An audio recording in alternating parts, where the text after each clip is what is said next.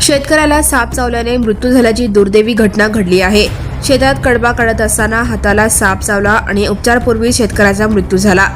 धाराशिव जिल्ह्यातील तुळजापूर तालुक्यातील गुळहळ्ळी येथे 16 जून 2026 रोजी 4:30 वाजण्याच्या सुमारास ही घटना घडली। शेतात कडबा काढत असताना विठ्ठल सकाराम निकम वय 75 गुळहळ्ळी या शेतकऱ्याच्या उजव्या हाताला साप चावला। घटनेची माहिती मिळताच तातडीने नळदुर्ग येथील सरकारी दवाखान्यात दाखल करण्यात आले। मात्र प्राथमिक उपचारानंतर पुढील उपचारासाठी त्यांना सोलापूर येथील श्री छत्रपती शिवाजी महाराज सर्वोपचार रुग्णालयात हलवण्यात आले। तेथे उपचार सुरू होण्यापूर्वीच त्यांचा मृत्यू झाल्याचे डॉक्टरांनी सांगितले। वयाच्या 75व्या वर्षी शेतात काम करत असताना आलेल्या या अपघाती मृत्यूने संपूर्ण कुटुंबावर दुःखाचा डोंगर कोसळला आहे। परिसरातील शेतकरी आणि नातेवाईकांमध्ये हळहळ व्यक्त होत आहे।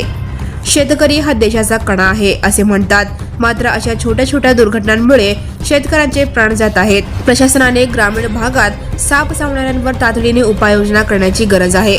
Now and press the bell icon. Never miss a